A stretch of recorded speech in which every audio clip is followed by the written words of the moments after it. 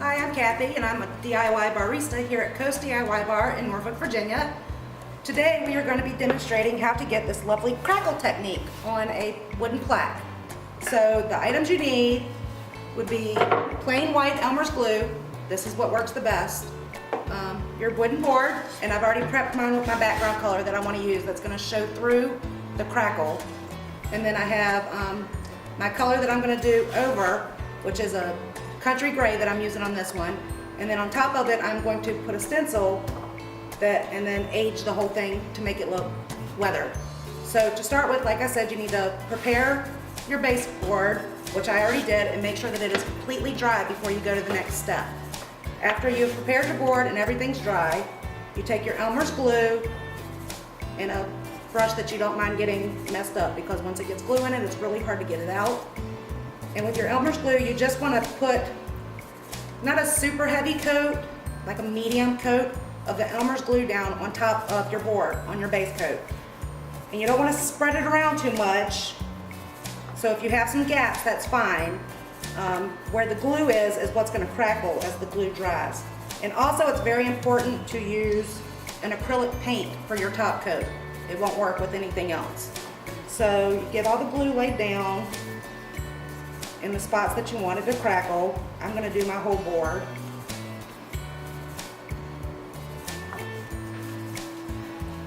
And you have to work kind of fast because you don't want your glue to dry.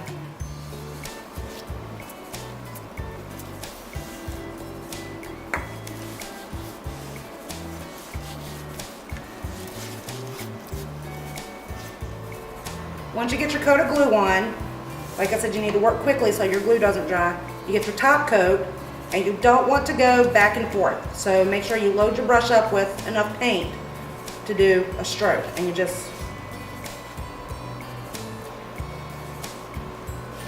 make sure you stay in one direction and don't, swish it up and down. You don't want your paint really thick. It doesn't need to be a thick coat because you do want the bottom layer to show through. Okay, so once you get your coat on, you get your hair dryer or your heat gun, and this is where the magic happens. As you dry it, you'll see that it starts to crackle.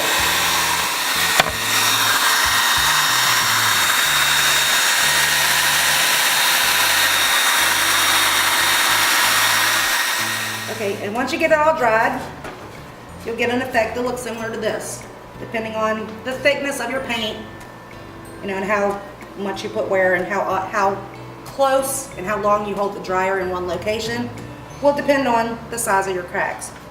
So once you get it all done, then you can move on to do whatever you want to do on top. I'm going to use this stencil and just place it on top. Use some tape to hold it down so it doesn't move on you while you're trying to stencil. And then with the makeup sponge, you just dab a little bit of your paint in. And with stenciling, less is more for your paint.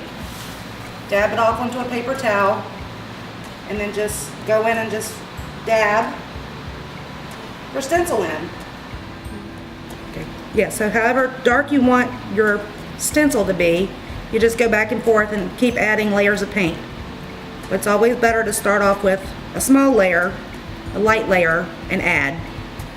And the pouncing motion will help you prevent any bleeding underneath your stencil.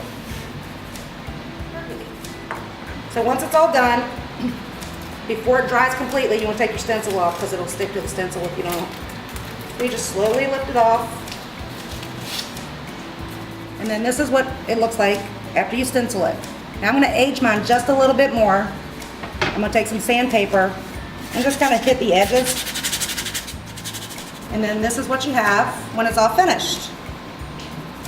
And you can come down to Coast DIY Bar at 2200 Colonial Avenue in Norfolk, Virginia, Suite 11, and make one yourself.